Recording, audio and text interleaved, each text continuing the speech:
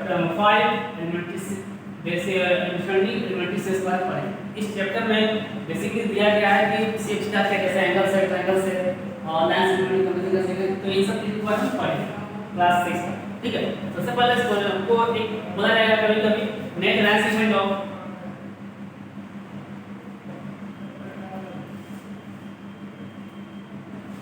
5 centimetre, मतलब 5 centimetre का line segment. मतलब लाइन सेगमेंट होता है क्या? लाइन सेगमेंट मींस क्या? इसमें आपका फिक्स्ड है, ना आगे बढ़ेगा कहीं ना यहाँ बढ़ेगा, एरो नहीं रहेगा, इसका 2 पॉइंट होता है और फिक्स्ड लेंथ होता है, फिक्स्ड लेंथ होता है, इसको लाइन सेगमेंट कहते हैं। क्या करेंगे? सबसे पहले एक स्केल लेंगे, स्केल में स्टार्टिंग पॉइंट जो 0 होता है वहां पे एक पॉइंट ले लेंगे। उसके बाद स्ट्रेट लाइन उस रूलर में 5 जहां तक वो वहां तक जैसे मान लीजिए एक स्केल, ये स्केल है, यहाँ से मार्किंग किया है 0 और यहाँ पर 5, यहाँ पर हो गया आपका 1 2 3 और ये 5, अब बीच में आपका कहता है 10 का है ना, तो क्या करेंगे? पहला पॉइंट 0 लेंगे, यहाँ पर देन आफ्टर 5 तक स्केल करके एक सीधा स्ट्रेट लाइन खींचेंगे। मान लीजिए यहाँ तक आ, ये हमारा हो गया लाइन सेगमेंट का नाम हो गया AB। अब इसको हम बस लिख देना, ठीक है, इस तरह से हम लोग लाइन सेगमेंट तैयार करते हैं। और क्वेश्चंस में होंगे कि कंपेयर करना होगा कि दो लाइन सेगमेंट्स में कौन बड़ा है, तो आपके पास रूलर से नापना होगा, उसका लंबाई जानना होगा कि कितना लेंथ किसका है, उसके बाद हम लोग देखेंगे कि बड़ा कौन है छोटा कौन है। ठीक है, इसमें क्वेश्चंस है वो देखो, और इसे क्वेश्चन छोटी इसी करके, जैसे मान लीजिए ये 6 सेंटीमीटर, ठीक है, एक लाइन सेगमेंट है 6 सेंटीमीटर और एक पॉइंट सपोज बोला गया है कि BC एक पॉइंट है, उसका लेंथ 2 सेंटीमीटर, 2 सेंटीमीटर, तो हमारा लेंथ कितना हो गया? AB कितना है? AB हमारा 6 सेंटीमीटर। तो क्वेश्चन में पूछा जाएगा कि AC plus BC equal to AB होता है, ये क्वेश्चन में है, ठीक है। तो हम लोग क्या वैल्यू पुट करेंगे? AC कितना था हमारा, सपोज AC यहाँ से वैल्यू कितना है? 2 है, 2 एंड देन BC कितना है? CB या BC एक ही होता है, इसका यहाँ से आता है वैल्यू 6 है, 6 और AB कितना था हमारा जानना है, AB हमारा 6 था, सॉरी ये हमारा कितना हो जाएगा? ये हमारा 4 हो जाएगा, 4, यहाँ से अब तक का लंबाई हो गया 4, तो 4 2 6 और ये 6, ये हो जाएगा वेरीफाई, इक्वल हो जाएगा। इस क्वेश्चन से आपको मिलेंगे, ठीक है।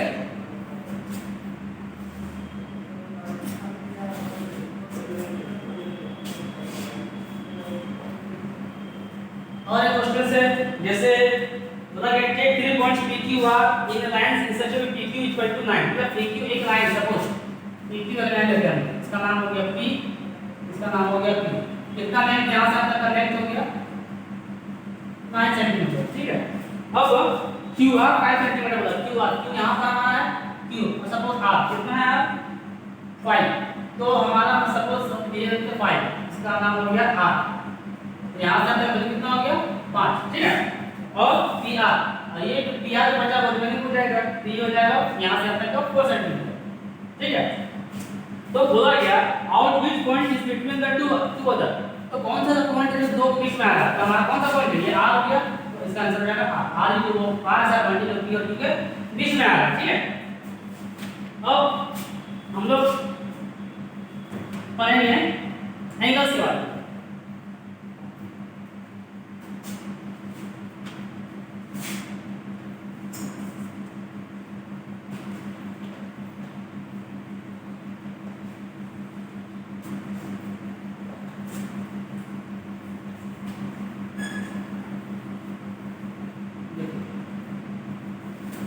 सबसे पहले क्या होगा?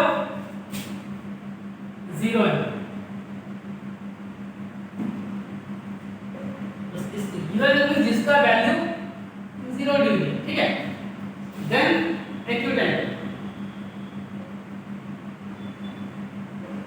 इसका मेजरमेंट कहां से तक होता है? तो 0 से लेकर 90 डिग्री, इसी बीच में होता है, एक्चुअल में नहीं होता। इसका वैल्यू क्या आएगा?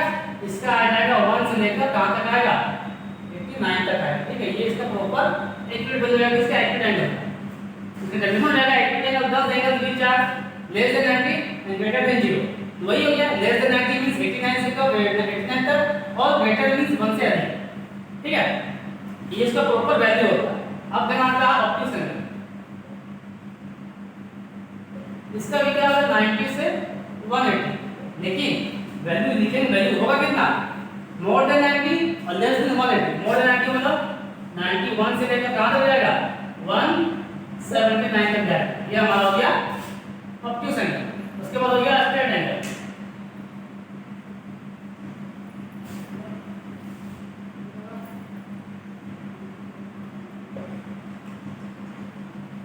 स्ट्रेट एंगल इसका वैल्यू पूरा पूरी 180। अच्छा क्लियर, यहां पर राइट एंगल जो होता है वो 90 होता है, वो इसी में कर दे रहा है। एक होता है राइट एंगल, इसका होता है वैल्यू 90 डिग्री, ना कम ना ज्यादा, ये दोनों फिक्स होते हैं। स्ट्रेट एंगल 180 और राइट एंगल 90। यहां तक हो चुका था। अब आते हैं रिफ्लेक्स एंगल।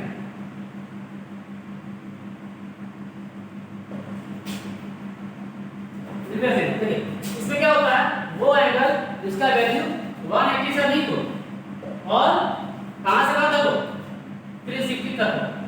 कहने का मतलब वैल्यू कितना आया, तो 181 से लेकर कहां तक जाएंगे, इसका वैल्यू, इसका जाएगा वैल्यू 359 तक जाएगा। ये इसका प्रॉपर वैल्यू होता है। ठीक है, डेफिनेशन में दोनों का नाम लेंगे, मतलब 10 angles which are greater than 180 and less than 360, but actual value is 181 to 359।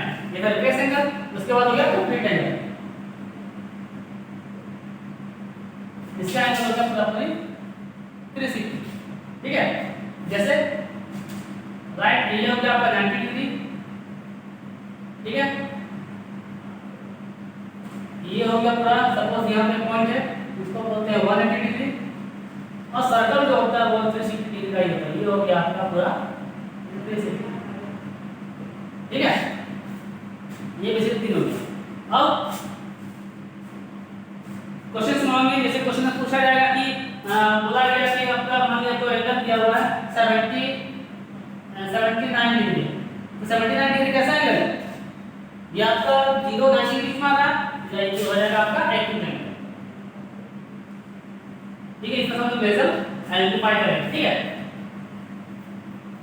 ये था on the basis of their degree. अब on the basis of their sides को देखते हैं।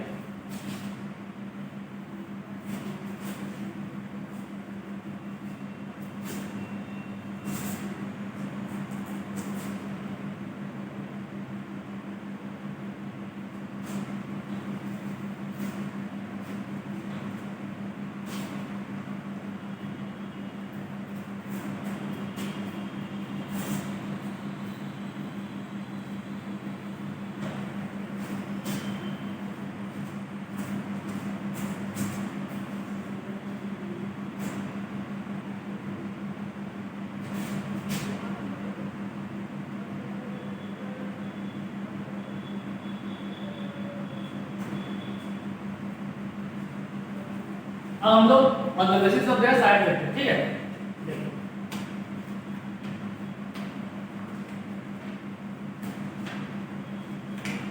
जैसे ये आपका 5.4 में है। ठीक है, तो जैसे तीन तरह का होगा। ठीक है, क्या क्या होगा देखते हैं पहले स्केलेन, उसके बाद इक्विलेटरल एंड देन आइसोसेलेस। ये तीन तरह का ट्रायंगल होता है। देखिए स्क्रीन में क्या होता है, इसके एक भी साइड्स इक्वल ना हो, जैसे 9 4 3, इसका कैसा सपोज ऐसा बनेगा, मान लिया ऐसा, कोई भी इसका साइड इक्वल नहीं है। ठीक है, इक्विलेटरल में तीनों साइड इक्वल होंगे, जैसे 5 5 5, तो हर सारा साइड्स 5 5 का ही होगा।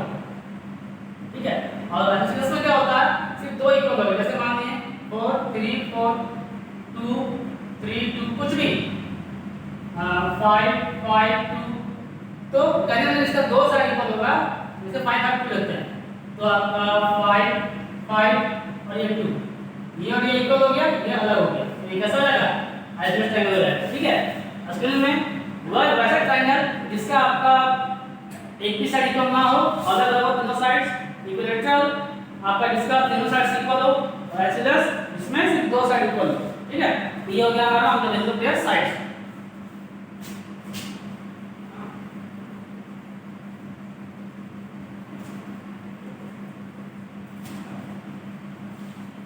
अब हम लोग एंगल निकालने का तरीका देखते हैं, ठीक है। सपोज ये यहाँ पर एक क्वेश्चन दे दिया इस टाइप का,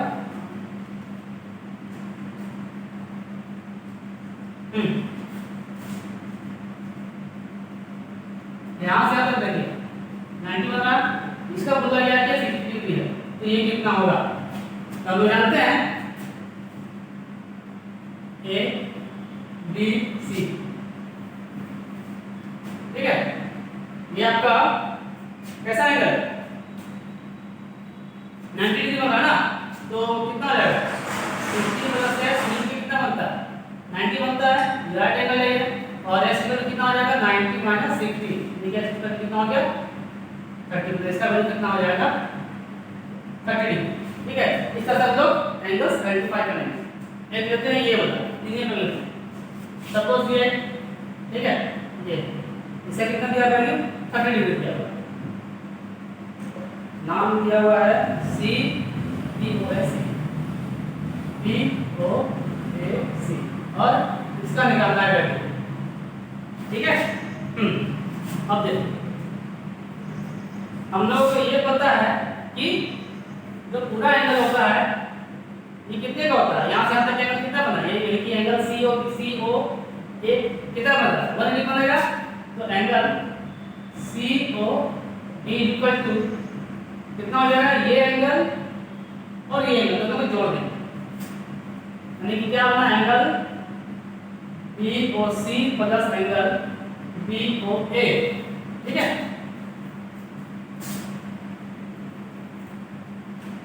एंगल बी ओ ए, अब एंगल सी ओ बी कितना होता है? रेडियो स्ट्रेट एंगल का 180 होता है, और बी ओ सी कितना दिया हुआ? बी ओ सी एक्स है, एक्स मान लीजिए इसका वैल्यू, और बी ओ कितना दिया हुआ? 30 दिया हुआ, तो 180 के इधर जाएगा तो माइनस हो जाएगा, एक्स 30 कितना हो गया? 50, मतलब कि इसका वैल्यू कितना आ जाएगा? सॉरी 150 हो जाएगा, 150। अब देखिए दोनों जोड़िए तो 150 और ये 30 मिलके 180 बना ना, ये हमारा सही है, ठीक है। इस तरह हम लोग एंगल्स को आइडेंटिफाई करते हैं, निकालते हैं। अपन घड़ी का देखते हैं।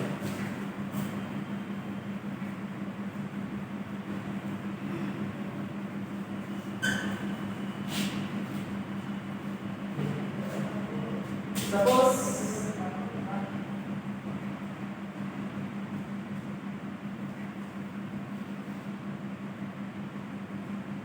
ये घड़ी, ठीक है।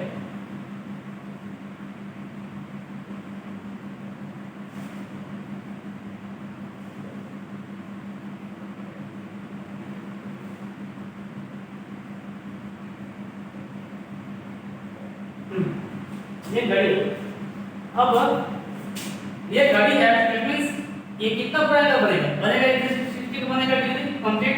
तो यहाँ से यहाँ तक एक डिग्री होता है, वो 30 डिग्री का होता है, ठीक है। मींस यहाँ तक का 30 डिग्री होता है। अगर पूछा जाएगा, बोला जाएगा कि मान लीजिए 2 बज रहा, तो कितना एंगल बना? ये पूछा जाएगा, ठीक है। सपोज क्वेश्चन लेंगे तो हम आप देखिए पहला काटा 12 पर है, 12 पर है, और ये 2 पर है, कितना है? ये कितना का बता रहा है? ये 30 और ये 30, कितना हो जाएगा? तो 60 डिग्री हो जाएगा, ठीक है। इस तरह से हम लोग एंगल्स को जोड़ के भी कर सकते हैं। और राइट एंगल कहा जाएगा सपोज, तो ये हमारा डिग्री, ये राइट एंगल कितना हो गया? ये 30, ये 30 और ये 30 मिलकर कितना होगा? 30 30 60 30 90 90 डिग्री हो गया। कहने वाला ये था कि एक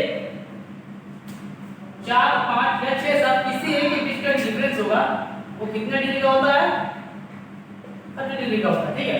इस हिसाब से हम लोग पर्टिकुलर जोड़ के हम लोग इजीली फाइंड आउट कर सकते हैं कि कितना बनने पर कितना डिग्री एंगल को कवर कर रहा है, ठीक है।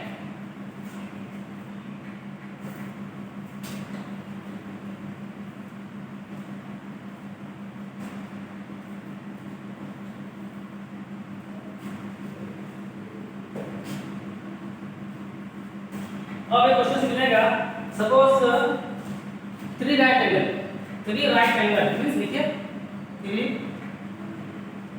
राइट एंगल कितना? राइट एंगल मींस कितना? 90 डिग्री, मतलब कि 270 डिग्री साइन।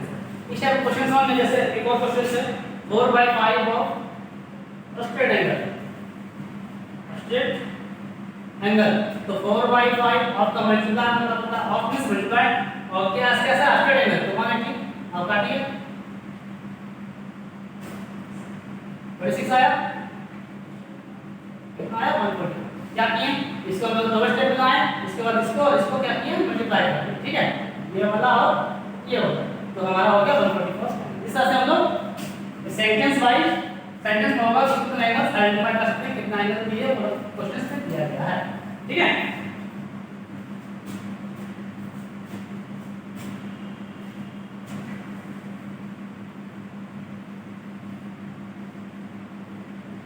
अब हम लोग आते हैं वो डायरेक्शन वाला ठीक है ये लास्ट टॉपिक है।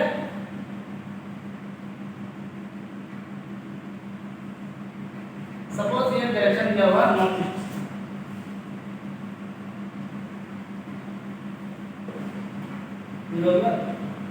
नहीं क्लॉकवाइज मतलब क्या होता है क्लॉकवाइज मतलब जो हम जैसा मैं घड़ी करता मतलब ऐसे डायरेक्शन जाएगा इस तरह ठीक है ये हमारा क्लॉकवाइज होता है एंटी क्लॉक उल्टा ठीक है तो क्लॉकवाइज मतलब देखते हैं पहला क्वेश्चन है east can make 3/4 of revolutions ठीक है पहले हम लोग क्लॉकवाइज करते हैं वो ज्यादा अच्छा रहेगा फिर कंफ्यूज हो जाएगा क्लॉकवाइज में क्या होगा जैसे घड़ी घूमता है तो उसी डायरेक्शन करना कितना 1/2 पहले कहां पर क्वेश्चन नंबर 1 देखते हैं कहां है west and make 1/2 of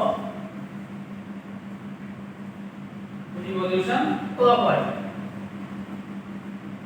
means clockwise ऐसे घूमेगा ठीक है इस तरह से घूमेगा तो अब देखिए